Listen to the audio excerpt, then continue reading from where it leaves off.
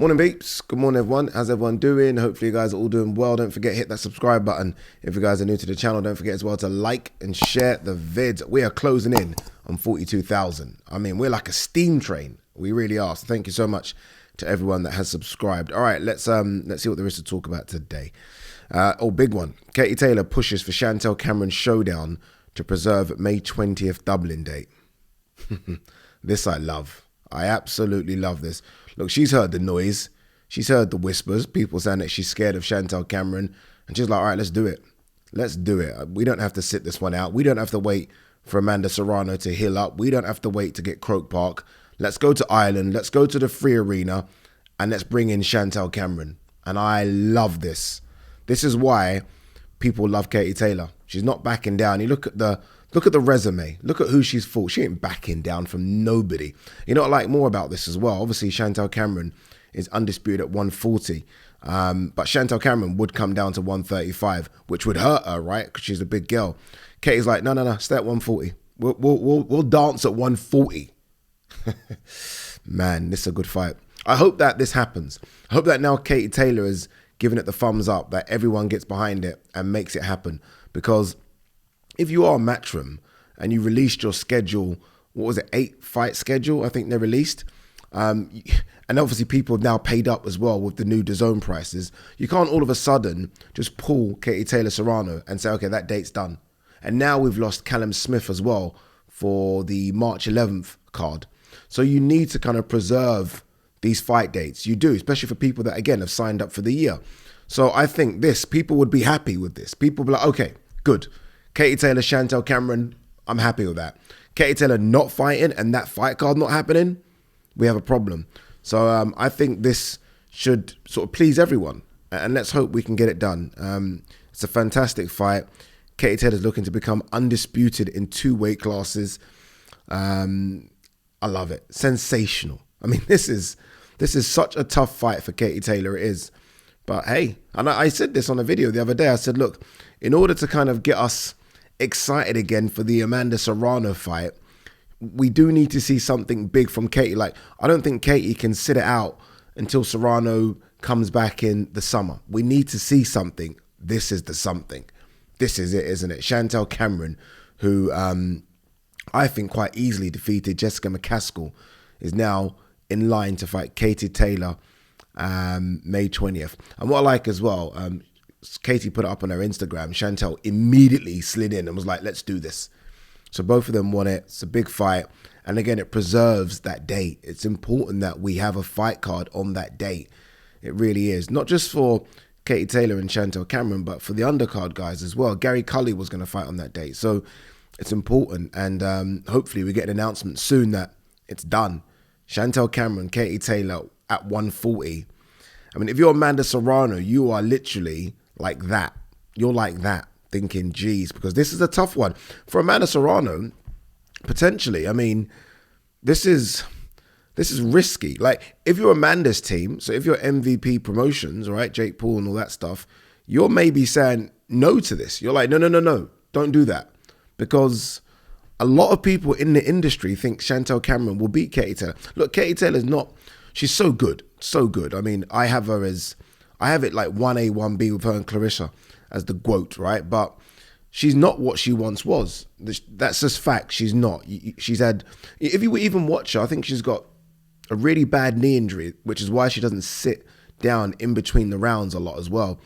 But she's not that girl that kind of steamrolled everyone early. She's not that anymore.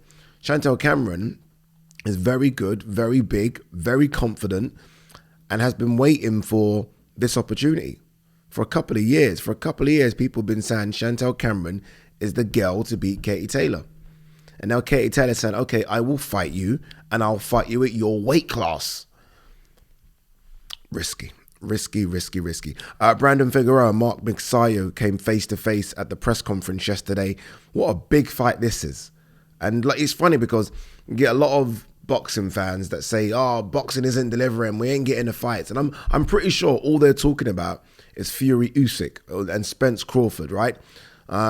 Because we are getting some fights. Like, this is a fantastic fight in the featherweight division. It is, and it's I wouldn't say it's going under the radar because a lot of hardcore boxing people that I speak to are very excited about this one. But I feel like maybe the casuals haven't jumped on to how good a fight this is. Brandon Figueroa has only lost once, and that was at Super Bantam to Stephen Fulton. No shame in that. Fulton's going to fight Inoue. Mark Magsayo beat Gary Russell Jr. And then lost to Ray Vargas. He's had a fight, I think, after that, I think. But look, both of these guys have only lost once. It's in the very, very hot featherweight division. Obviously, we saw Mauricio Lara a couple of weeks ago. There's talks of Michael Condon versus Luis Alberto Lopez. There's so much going on in the featherweight division. And a lot of people that I speak to think Figueroa is the best in the division. I'm not sure about that. I think Mark Magsayo's got something to say about that. I think others as well. Michael Condon's looking really good since that defeat. Lara's there. He's a beast in the division. So look, it's an exciting time for the featherweight division. I think it's an exciting time for some of the fights that are being announced as well. Showtime released their schedule. A couple of things on Showtime's schedule that weren't there, which I think surprised a lot of people. Number one, Spence versus Furman wasn't in there. We didn't see it. Another one we didn't see in that list, I can't think what the other one was. There was another big one in that list that we didn't see, but Spence Furman was one of those. I was like, okay, where is that? Why is it not there?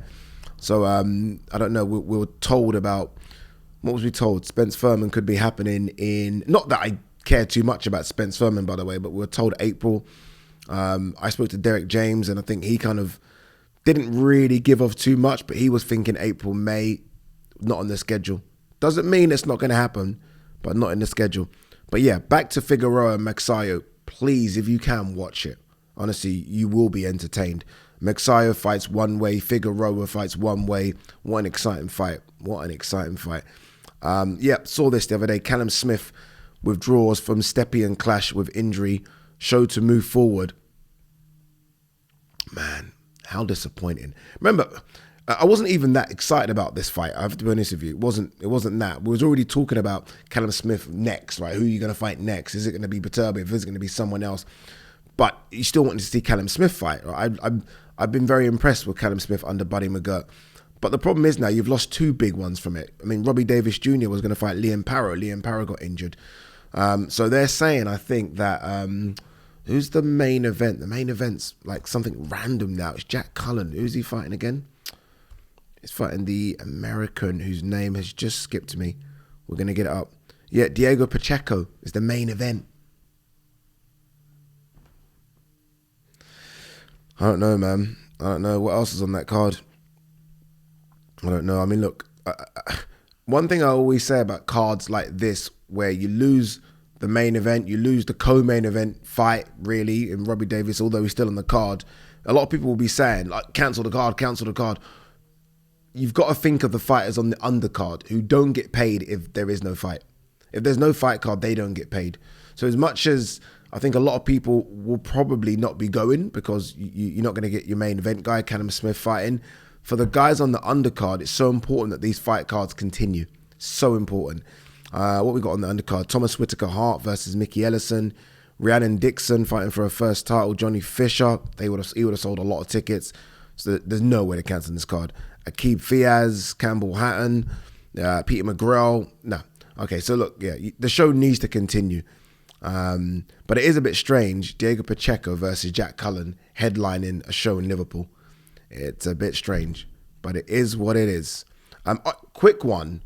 Jake Paul versus Tommy Fury. Jake Paul sat down with his brother, Logan Paul, obviously, and spoke about the numbers that this fight did. And look, I've always said, go and check the video. I'm not lying. I said this fight would do anywhere between 500,000 and 750,000 pay-per-view buys. And I know that's a big number, right? That's a big gap. Like, come on, Ade. It's not like you pinpointed 500,000.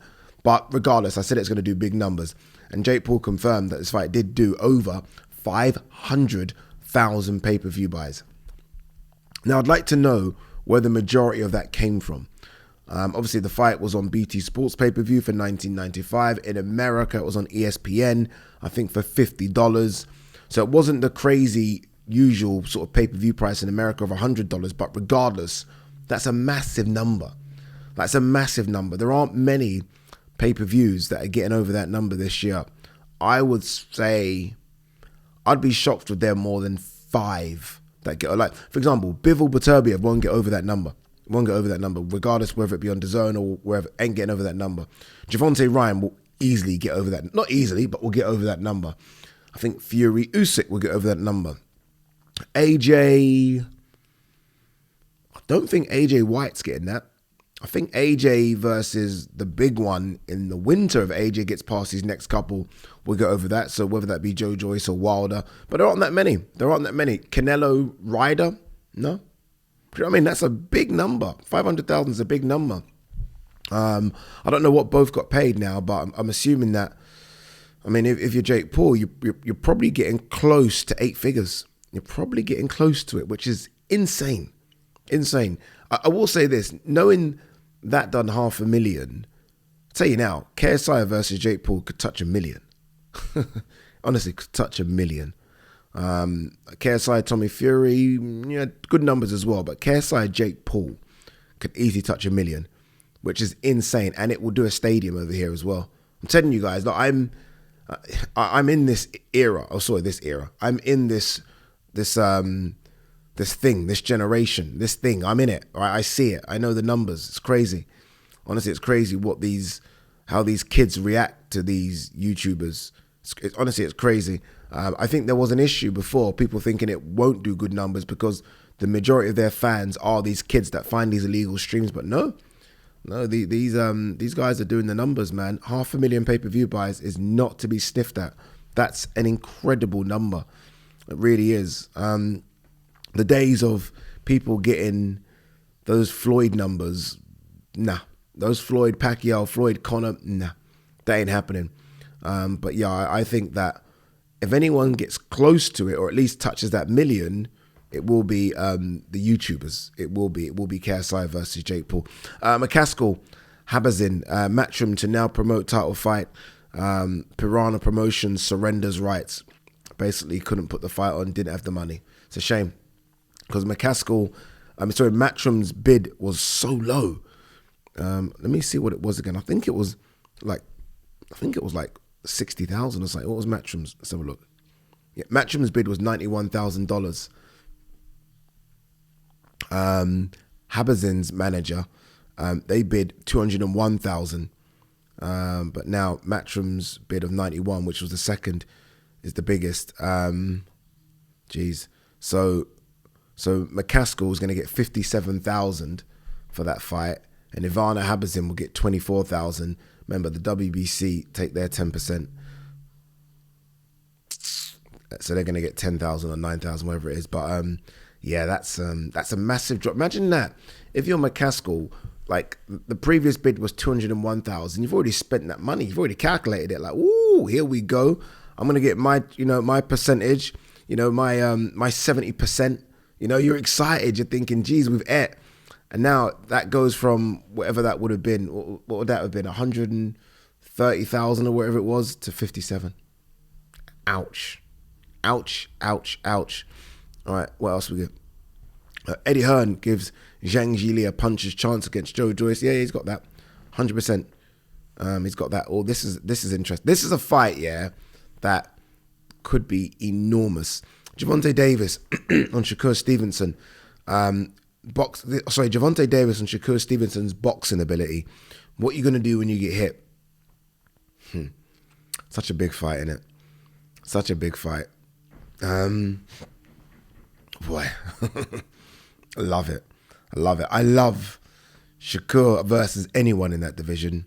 But look, let's get excited and ready for Gervonta Davis versus Ryan Garcia. I was sat with the head of boxing for DAZN yesterday. I was like, dude, you have to send me over.